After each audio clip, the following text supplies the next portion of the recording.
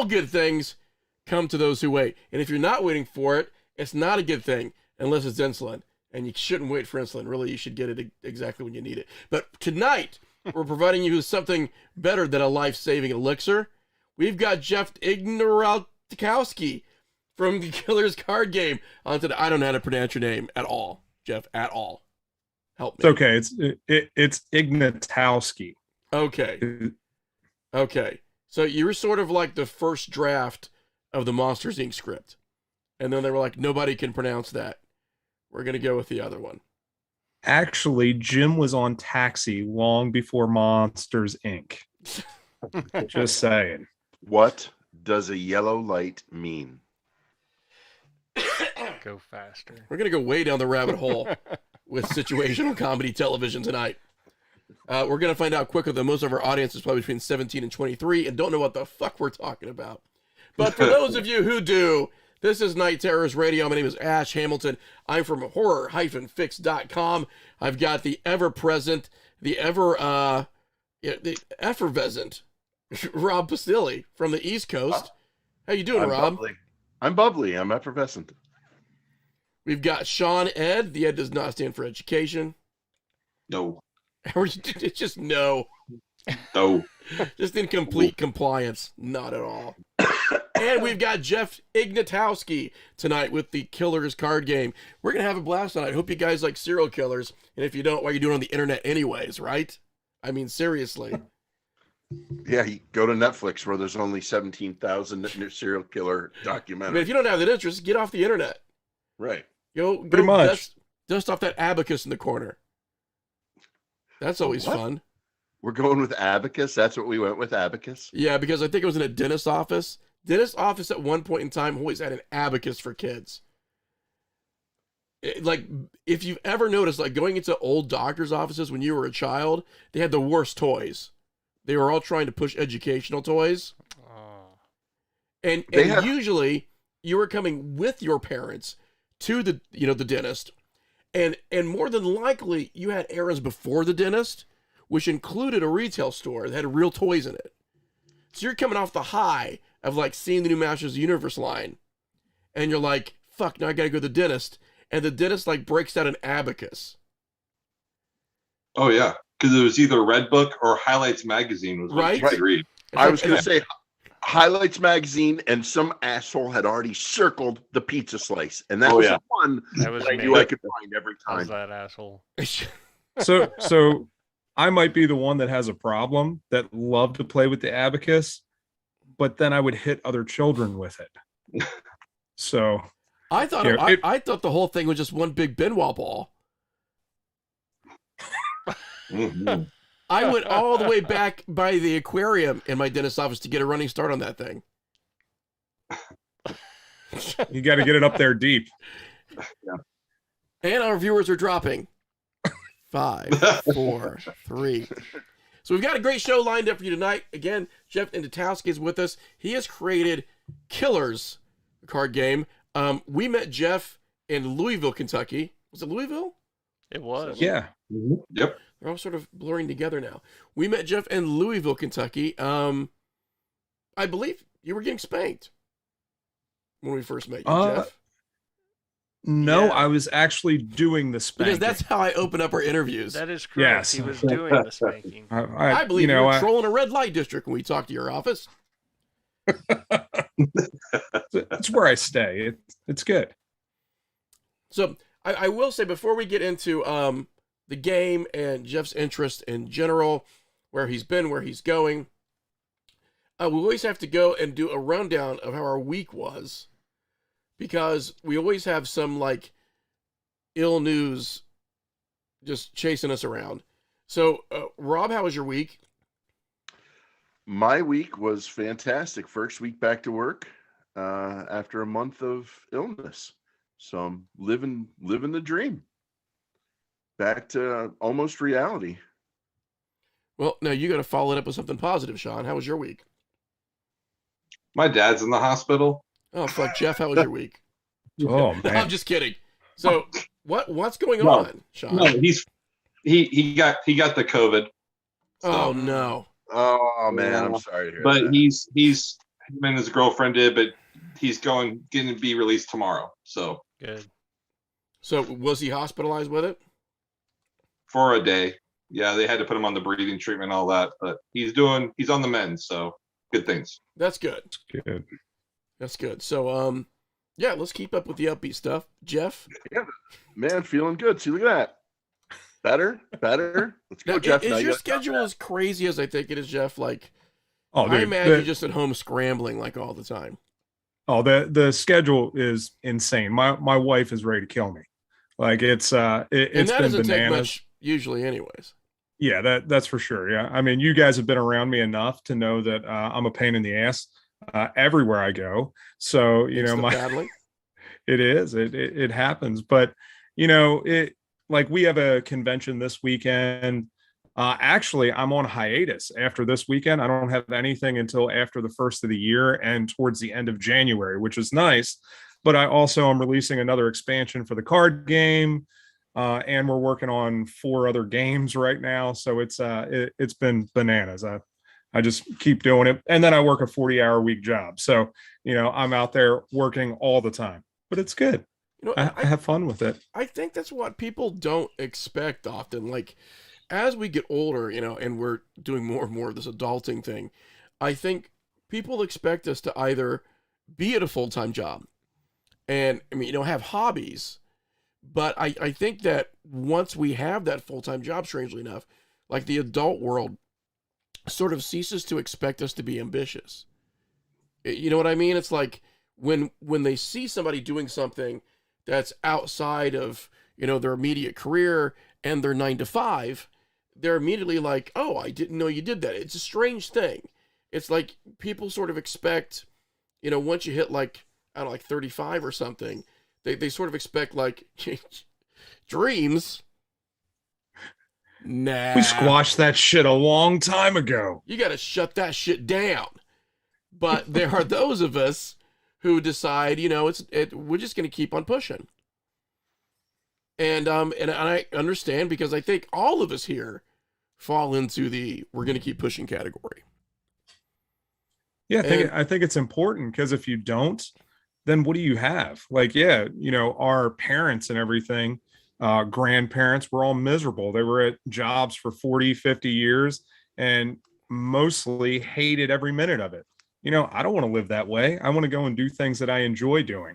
Going out and meeting you guys and being out there at the whole convention thing and hanging out with some awesome people, meeting some really weird people is great. And being able to share all that shit with them is always a good time. So I want to talk about the genesis of sort of your decision. Like, I want to make a game. I want to make a game about serial killers. I want to do something with the game.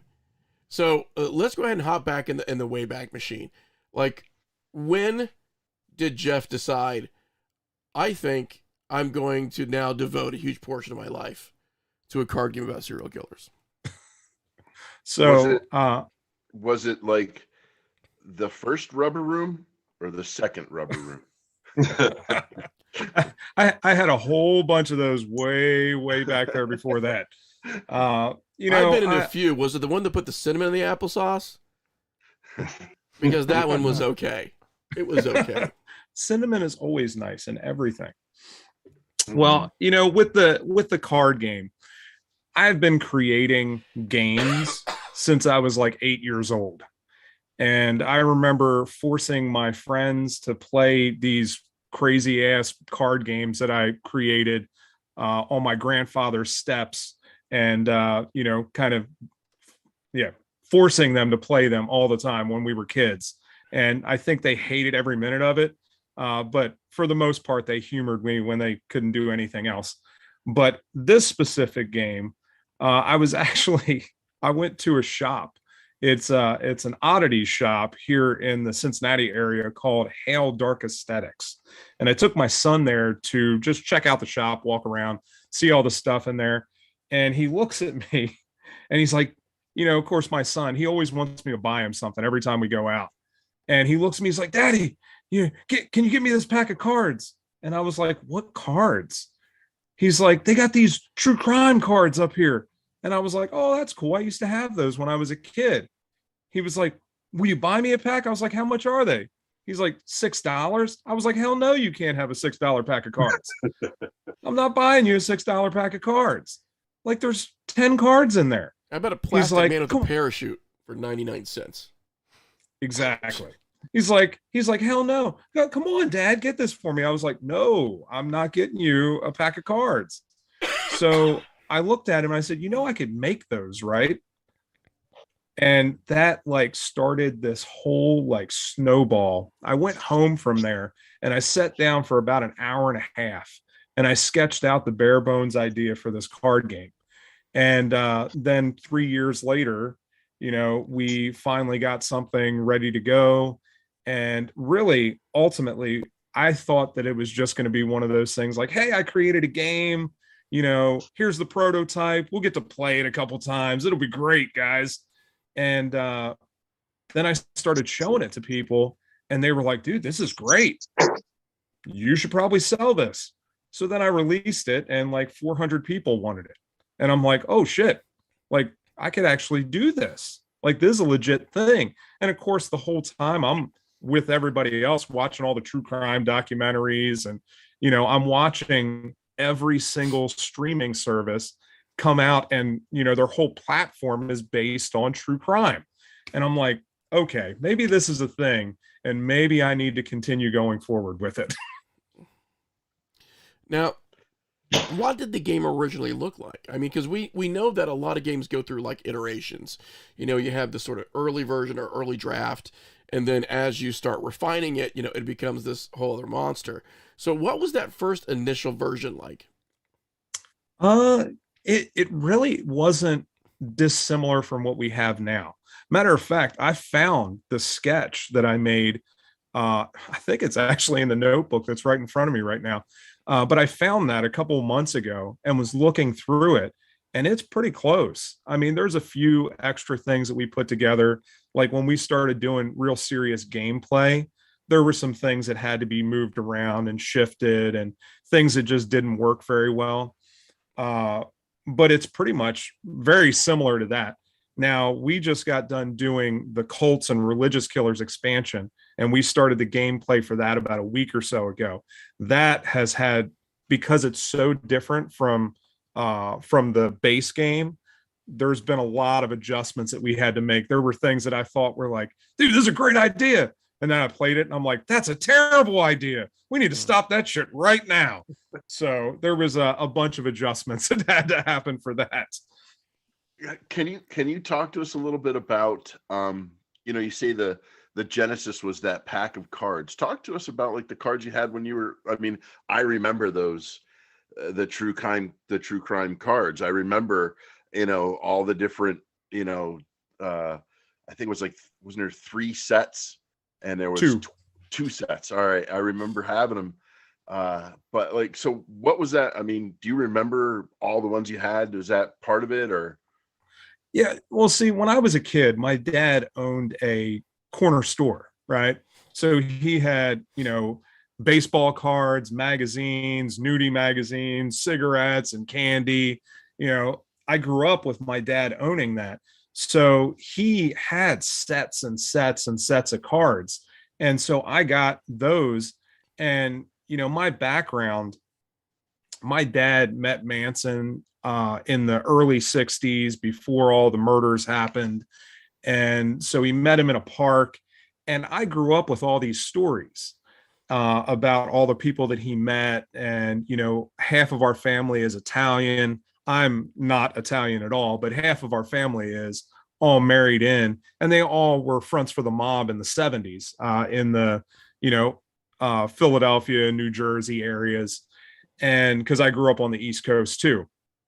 So, I grew up with all this lore and growing up in that environment. So it was just kind of natural for me. When I got those cards and I flipped through them, Christ, there were a whole bunch of people that, my family knew. And so it was like, I'm reading the backs of these cards and they've got their, their little bio on there of, who they killed and, how long they spent in jail and everything. I was like, this is great. It was like for me, it was like the baseball cards. Like everybody was trading, Ken Griffey Jr.'s card and, Cal Ripken. And I was like, dude, I got Ted Bundy and, Frank Costello. Like it was great. Now, do you've got to find, because I mean, let's face it, it's a subject that can polarize an audience. People who are like, hey, listen, I understand what it is. I understand what it's about. And, it's cool. I get behind it. And then there are probably people who take it way too seriously. So how was that starting out? I mean, you had to have thought to yourself, like, it's coming, right? Like, like if it hadn't happened yet, if you hadn't had that one person, like you had to have been sitting there thinking to yourself, it's only a matter of time. Oh, I am terrified every time I do a convention, every time I get on a podcast, every time I go and speak about it. I'm terrified that somebody is going to lose their shit and Karen is going to come out and I'm going to end up on the news somewhere. So because this is fertile ground for Karens. For sure. For sure. Now, what's been amazing to me is we have had little to none of that, which has been crazy because I really expected it. I expected it early on. I really believed that when we brought this to market, I was going to have people like picketing outside and shit. And they were going to be like burning stuff in my lawn. So I was really worried about that. But and you guys have met my counterpart, Mike Williams, who does, he's always at the conventions with me, and he helped create the game. But it's so funny to me that he's the one that's gotten all the shit. And when people are upset and angry about it, they always talk to him. And he is a 350-pound black man. Like, I'm not sure why you would want to say to him that you think the game is shit and you have a problem with it. But they seem to all go to him. He says it's because I wear the skin hat and I look crazy as shit. But I disagree with him because I'm always very nice. I have to tell you a quick story. I'm a paranormal investigator. I've owned a paranormal investigation. Skin hat is always our segue, and so I got to tell you a quick story, by the way. So I've worked with this woman for 11 years. I mean, right next to her for 11 years. And I forgot to wear a skin hat, and I'm a father of 5. And one day she finds out I'm a paranormal investigator, and she turns to me and she goes, you're such a nice person. It's too bad you're going to rot in hell. I was like, what? Where did really? I mean, for 11 years, we worked next to each other. Now you find out I'm a paranormal investigator and I'm going to rot in hell. You're right. You never know where they're going to come from. And now I did see, though, that you are taking part of the monies that are coming in through Kickstarter to kind of fight some of this crime, right? Yeah, absolutely. Like there is an organization, the Cold Case organization. But what they do is they go and they take all that money to help fund, investigating and looking into cold cases that are still out there. I actually was messaging a friend of mine who is right now looking into some of the murders that Samuel Little did, because Samuel Little was caught here in Cincinnati, where I'm at right now. And so she has some knowledge and some background in that. So she's helping the FBI locate some of the burial sites here in Cincinnati. And it just so happened that EJ Hammond posted something today on Facebook about them looking for other bodies in other locations across the country.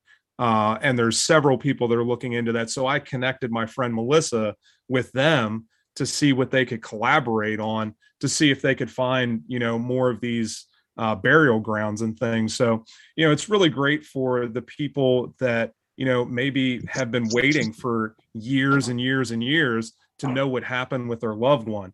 So for me, it's really important to give back to some of that stuff to really help other people that are struggling with this, that have been affected by these kinds of people. One of the big misconceptions that we get a lot of times, because we have a card game that has killers in it and it's a prominent part of the game, is that it's all about glorification.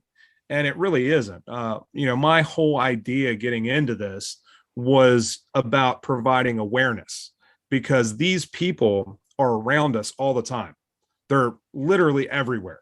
So, if we are unaware of the types of people that could be around us, and we're ignorant of that, we stand a much greater risk of having issues with that and becoming victims. So, part of this was, right now we've got over 400 killers. Once we get done with the expansions that I have planned, we'll be over 700 killers, over 900 cards. That's a lot of people. And they're out there all over the world.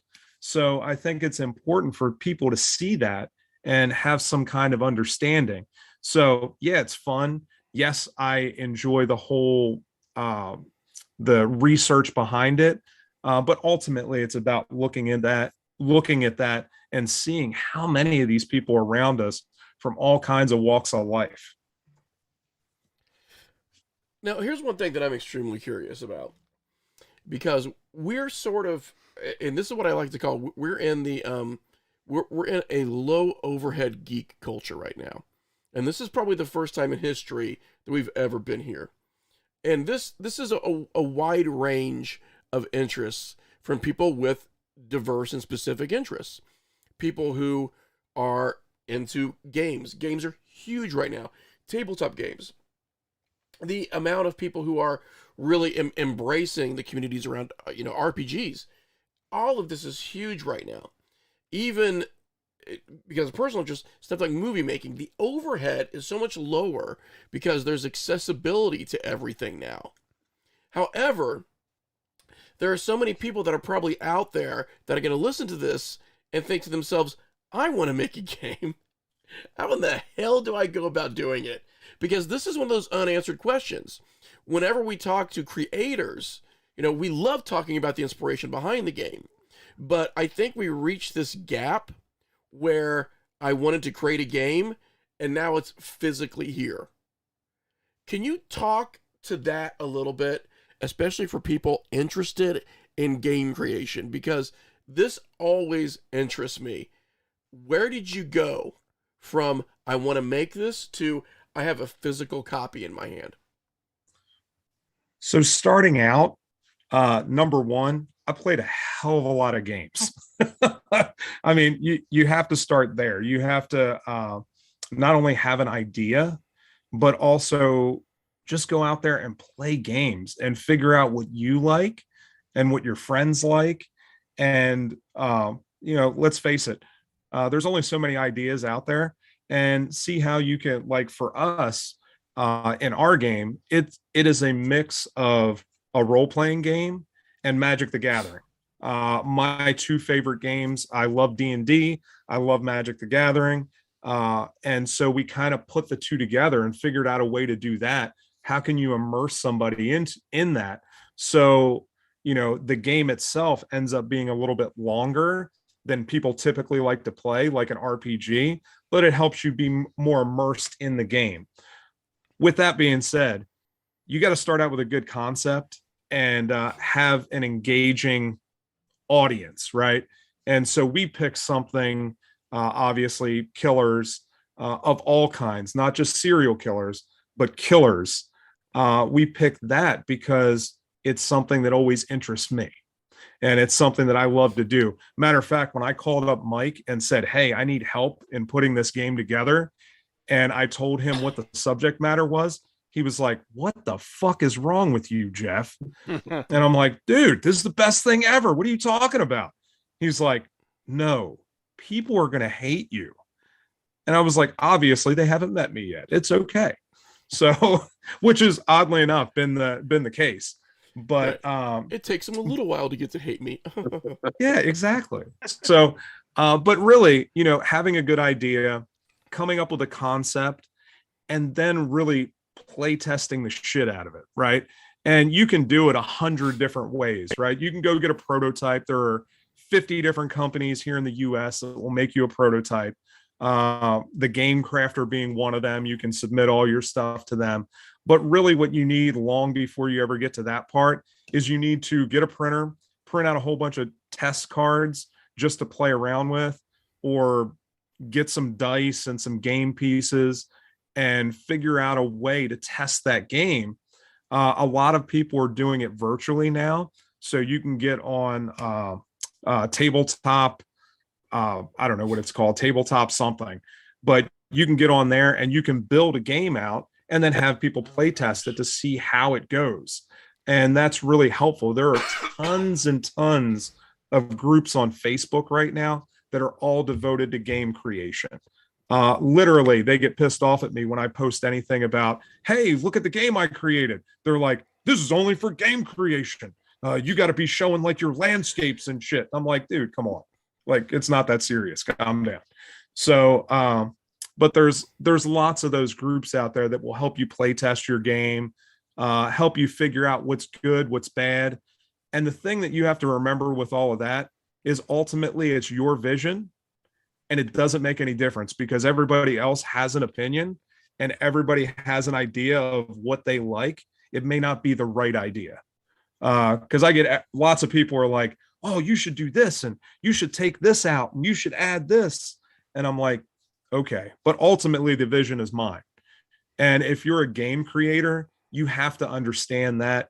You have to protect that vision. And ultimately, if you're making sales and people are buying it and they're commenting and they love it, then there's no reason to go and change all those things. Now, what you can pull from that and what we're doing now is we're creating a faster version of the game. So it's going to be like, it's actually going to be called Speed Kills, taking it straight from one of my favorite horror movies from Halloween. And, we're going to have a faster version of the game, kind of like a Exploding Kittens Uno kind of thing. Nice. But with that, just go play test the shit out of your game and then go to a Game Crafter, or I also use drive-through cards if it's only cards, and get a prototype made up. It's pretty easy. All you got to do is get a design studio so that you have something on your computer you can make all the designs, or hire an artist to do it if you have the money to do that. I was broke and couldn't afford to hire a whole bunch of artists, so I did all the graphic work myself. So if you don't like the graphics on the cards, it's completely my fault. But that is also very satisfying. And I'm not going to plug it, but we have a tabletop game that we made, and largely about 95% of the artwork is artwork, that I did myself. And then occasionally, if we had some money, we would try to throw it to any local artists, to do a couple cards. But it's this fact that when you put the game on the table and people are like, oh, hey, well, who did you have do this? And then you say, well, I had to do this myself. It's a very satisfying moment when they're like, oh my God, you did all of this? So bringing it back around to the skin hat, because all roads lead there. Yeah. So this one here, the very reason why I made this one is because everybody and their brother was like, hey, did you make that other one? It looks great. And I was like, no, I bought that one. And so I was like, fuck all you people. Like, I'm making my own. And now I can go out and I can say, when they ask, they're like, dude, did you make that? Hell yeah, I made that shit. It looks great. So, yes. Who was the first group of people outside of the home that you brought the game to? Holy shit. That is a terrible story. But, so. Okay. Scratch that question. No, it's a great story. But, so we were highly active in the PTA. Continue. Right. So I was the president of this bank, and then but I still bank there, which is positive. So I am part, like, I play a whole bunch of the Hunt a Killer games and the Deadbolt games, which are like murder mystery games, right? Murder mystery puzzle games. So I was actually in a group that does all those games, and we would create a unique game for each other as a Secret Santa every year, right? So I was in that group, and there was a whole bunch of shit happening in my life at the time. And so we were supposed to create this thing, and I'm now like 3 months late. It's now March, and I was supposed to have my game out by early December. And I'm like, fuck, what am I going to do? So I decided to, during that time, I decided to release Killers the card game to the puzzle group and just like get their opinion on it. They fucking hated it. Hated it.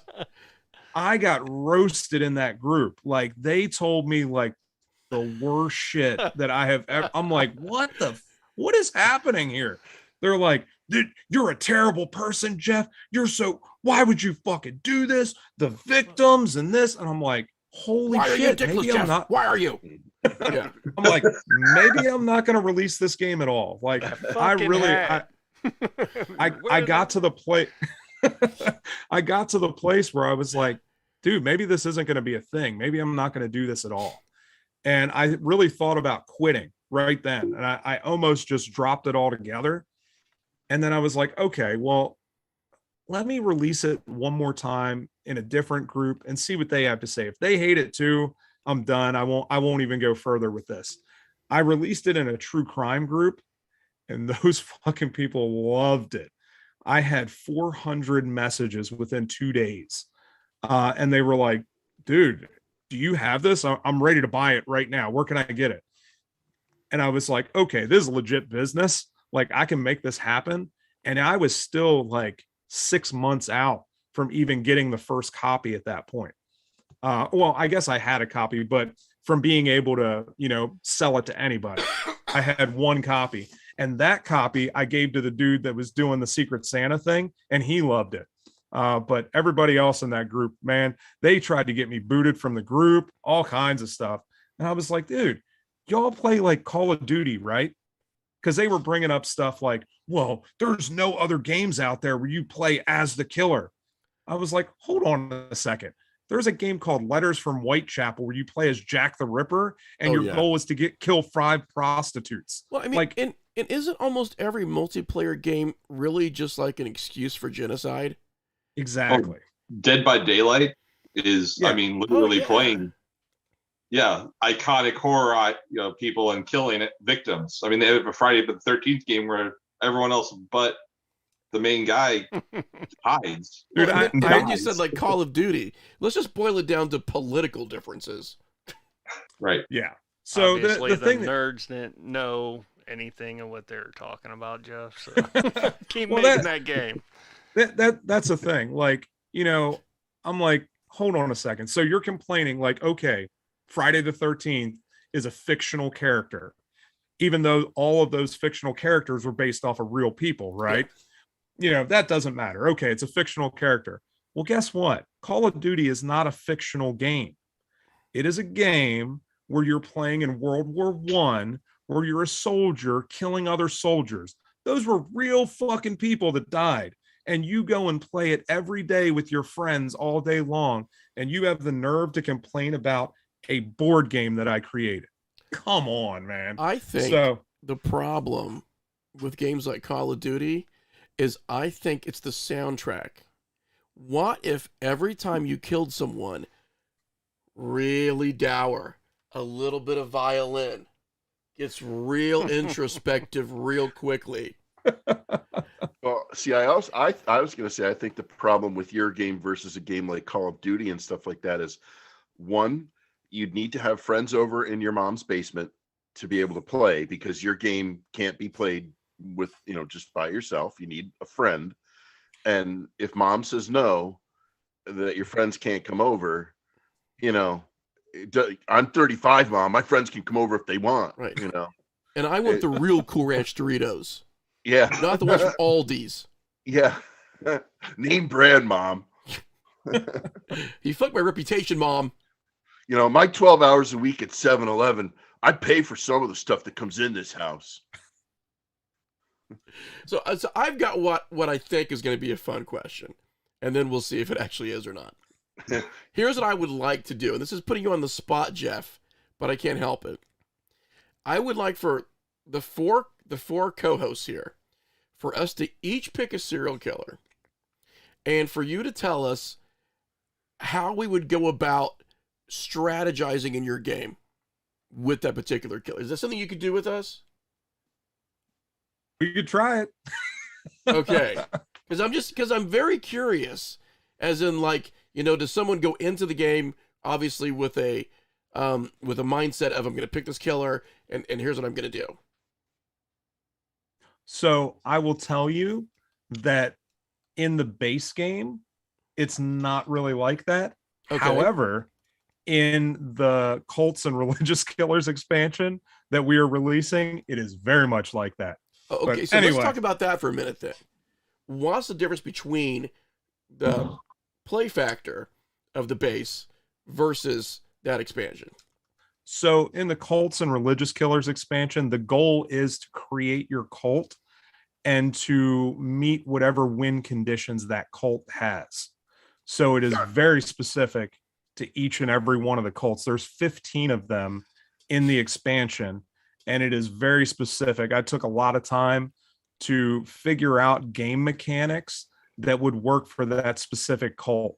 Like, for example, there is the Angels Landing cult, and it's a smaller cult that a lot of people don't know of, but their cult leader said that he was a 1,000-year-old angel that needed to fuck kids to continue to live, or he would die. Yep, that was on the brochure, I remember. Yeah. So we tried to soften it a little bit. So there's a card right out in the lobby. there. I was like, whoa. Sold.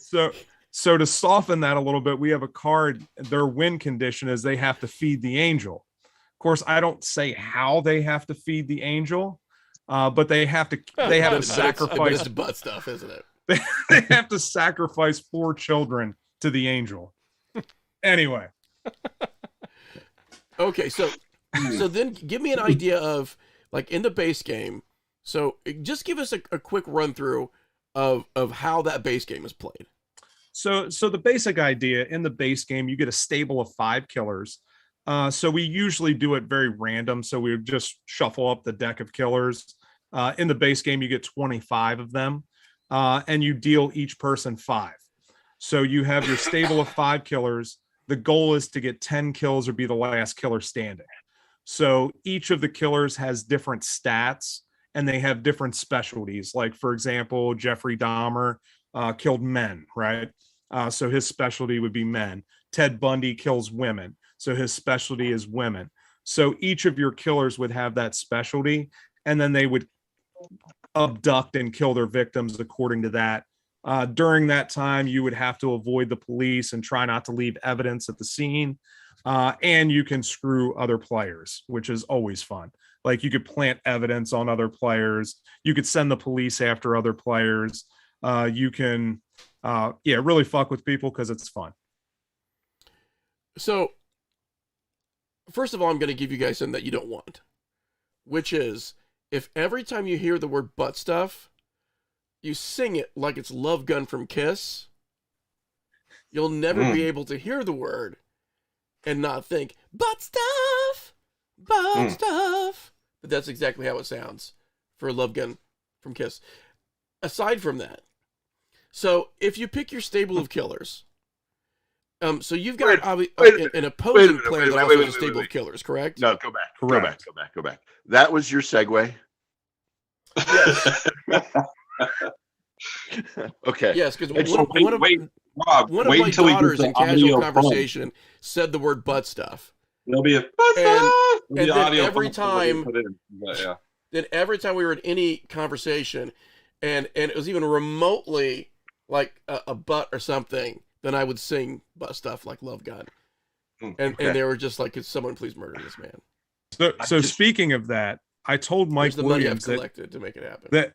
that his Christmas present was going to be one of Nico Klaus's new Pogo the Clown butt plugs. But just that, there you go. Butt stuff. Butt stuff. Yes. This should be the song for the ad.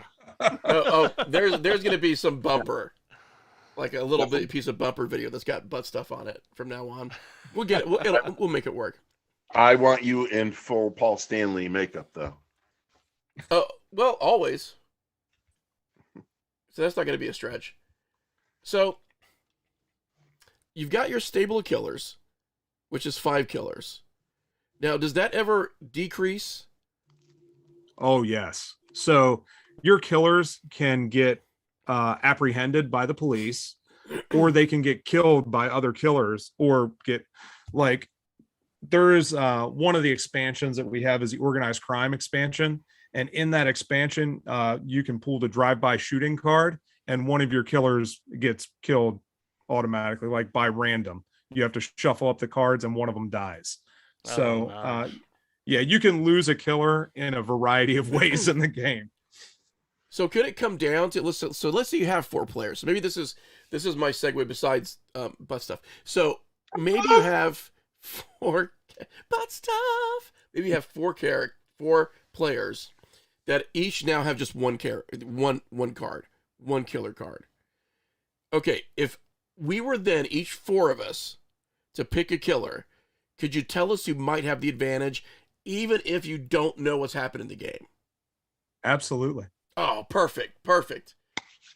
Okay, Rob, you go. Shawcross. I'm way too excited about this. I'm way too excited. Go. Huh? My hometown boy, Shawcross. Okay. Sean. I'm going to go with Jeff's favorite and do Ramirez. Okay. I will also go with the hometown favorite. He lived in Springfield for a bit, but he didn't kill anyone here. John Wayne Gacy from Chicago. Ooh. Okay. And just because it's the subject of a lot of conversation, I'm going to go ahead and go with Bundy. All right. So depending on what the next victim card is, Bundy has the edge in intelligence over all the other guys, and he has super high charisma. Gacy also has a lot of charisma and is pretty brutal. Shawcross, pretty brutal, but dumb as a box of rocks. And Ramirez, where although he is fairly charismatic and really brutal, was not. He got the shit beat out of him by like the community. Like he snuck into people's house. Now, mind you, people keep telling me that I should dress up like Ramirez all the time. Literally, I'm doing the Hidden Marietta Paranormal Expo. They emailed me like a couple days ago, and apparently they were stalking the Facebook page and saw that I do Ramirez. And they were like, dude, you have to come dressed as Ramirez. Like everybody there will love it. And I'm like, well, I was planning on doing that anyway, but for sure, I'll do it. I'm coming right from work. Yeah. It's going to go to Denny's, and then I was going to go get my moons over Miami and then come right over just Ramirez. So you would say that if it boiled down to those 4 killers, then Bundy might have the edge. Yeah, I think Bundy would probably have the edge in that. But then again, it comes down. This is one of the things about Killers, the card game, that I love, which some people get very frustrated, is the game can literally change like on a dime. Like you may be kicking everybody else's ass, and then, 3 turns later, all of a sudden you lost 3 of your killers because of unfortunate circumstances. And now all of a sudden the playing field is leveled again. So we were playing a game. We were at ArcadeCon up in Dayton, and we were playing the game with a whole bunch of people there. And I was getting crushed. Like I had 1 kill. I had 2 killers left. And it just so happened within 2 turns, 2 people were out of the game, and the other guy was down to 1 killer, but he had like 8 kills, and you only need 10 kills to win the game. And then he pulled the drive-by card and it killed his last killer. So I ended up winning the game without even pulling any cards. Like I didn't do anything. He pulled the card and but that's one of the reasons why I made the game like that, is because I wanted it to be very true to life, and circumstances change all the time, right? Life isn't stable. And if you're going out there killing a whole bunch of people and doing nefarious shit, the propensity for you to get caught by law enforcement is pretty high. So, you know. Well, I think Jeff, like one of the things you said, you played Magic the Gathering, one of your inspirations. I mean, I like the idea of it having some randomness to it, because guys that, you know, whoever plays the game that finds the game and they break the game by figuring out strategies that they're always going to win, makes the game stale. And that word on how to break a game spreads, and then people lose interest in it. And having that randomness that can bring it in and change everything on a dime, makes it have a high replay value, and people like that. Yeah, for sure. I think it makes it true to life as well. How many of these guys were caught from human error in just randomness? Exactly. A like good chunk of them. Well, you know, you figure Ramirez, right? He's a good case for that. Yeah, he got the shit beat out of him by, you know, all the guys from around the block. But really, the reason why they convicted him is because of the shoes he wore. If it wasn't for those shoes, he would have never gotten convicted, because they didn't really have any other evidence. You know, that was, again, back in the time where, you know, DNA evidence wasn't a big thing, which is, of course, why you see such an increase in, you know, serial killers in the 70s and 80s, before DNA really became a thing. One of the cards that I put in the original, the base game, is a card called the Advent of DNA. So like if you pull that card, it's a world card, like a Wrath of God, right? It affects everybody on the board. And as soon as you pull it, all the evidence is automatically found by the police. So if you have a whole bunch of unfound evidence, automatically the police have found that, and now they can try to apprehend your killer. So it really changes the game. And yeah, you could be kicking everybody's ass, and then that happens, and you're like, uh-oh, now everybody's going to jail. That's awesome. So do you have killers in the game that are, as of yet, unidentified? Yes, we have, of course, we got Zodiac that's in there. In the World of Serial Killers expansion, we've got the Axeman in New Orleans. We had somebody just create a card. They wanted us to create the Phantom, who was another killer that's kind of not really widely known, but was never identified. Of course, we've got Jack the Ripper, that we don't know who that is. Yes, you do. Now, does their anonymity give them an edge in gameplay at all? Absolutely. So their elusiveness. So there's 4 numbers in the game, and it's based off these 4 numbers, very similar to D&D, where they have charisma, brutality, intelligence, and elusiveness. So elusiveness is big. Like Ed Kemper has really low elusiveness because he turned himself in, right? Killed a whole bunch of women, killed his mother, and then said, hey, come and pick me up. And they didn't even believe him at first. And he was like, hey, I'm going to wait right here and come and get me, because I don't want to keep killing all these people. So not somebody with a high elusiveness, but very intelligent and very brutal. So, yeah, so those are the basic ratings for everybody.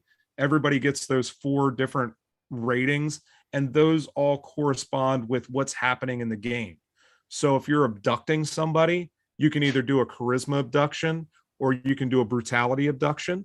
When you're killing somebody, it's always a brutality kill. And then when the police are coming around to investigate your evidence, it's an intelligence roll. And then when the police are coming around to apprehend you, it's an elusiveness roll. So that's really related to D&D. So, as always, this is the fastest hour on the internet for us.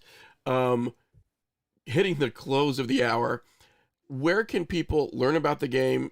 More importantly, where will they be able to purchase it, or can currently purchase it? And as far as social media channels, learning more about it, seeing updates, how can we direct people there? So we have a website. It's killerstcg.square.site. That's our official website. You can get any information there. Of course, you can follow us on Facebook. We're Killers TCG on Facebook. I had to remember because there's 17 different tags. We're pretty much Killers TCG everywhere, on Instagram as well as TikTok. If you're into the whole TikTok thing, my wife does an incredible job of managing a lot of our social media and doing the videos on TikTok. Like legit, dude, she took us from for months and months. We were at like 500-600 followers on TikTok. Within like 3 weeks, we went from like 600 people to 16.2 thousand people. Like, she does a great job with all that and doing all the videos and everything. And then I try to release videos on there, and yeah, they don't get the viewership that I don't know what the hell she does, but she does a great job with it. But yeah, you can check out all of that stuff. We're always going out to different conventions. Some of the big news that we have going on right now, which is super cool. You guys don't even know this yet because I haven't told you. But literally on Tuesday, I submitted all the art files to our manufacturer. So within a couple weeks, I will have the official manufactured prototype. And by the end of March, we will have 1,000 units here in the US, nice. Which means we can start wholesaling, we can start retailing. And I literally have a list right before the show. I was working on email addresses for the 36 retail outlets we have right now that want to carry the game. So, and by the end of this weekend, once I go to Columbus, I'm sure we'll be over probably close to 50 retail outlets that people will be able to get it at. That's awesome. We can't thank you for being on with us tonight, Jeff, and definitely we'll try to put some of the links and stuff out there when the show drops. It's available right after we actually do the show on Facebook, Twitch, and YouTube, which we actually broadcast to simultaneously. And within about a week, it should be on horror-fix.com. And again, we'll make sure that we get as many of those links out there as possible. Do you have a few moments off the air for us? Absolutely. We want to thank everybody for tuning in tonight, everybody who popped into chat. We would love to be able to do a night of questions with Jeff. We'll have Jeff back on for some open lines, which is something that we absolutely love to do. We got a show next week, right? Do we have somebody coming on next week? We do. Yeah. Who do we got? Out of the four of us, one of us has to know, right? You booked it. I'll be on next week, Ash. So we've got a show coming on next week, and I'm going to go ahead and I'm going to tell people how they can access our roster. So we're going to start actually putting people on our calendar on horrorfix.com. You can go to horror-fix.com. You can go to exclusives, Night Terrors Radio, and upcoming shows. And that's going to show you our publicly available calendar. The 9th of December from 8 to 9 p.m. is Harley Whalen, director of Ash and Bone. Upcoming horror film that's done really, really well in the festival circuit. So that should be an interesting night. So I want to thank everybody for tuning in. Have yourself a fantastic night. And we're going to leave you with this. Jeff, just so the world knows, you pulled the trigger of my butt stuff. Butt stuff. Oh, shoot.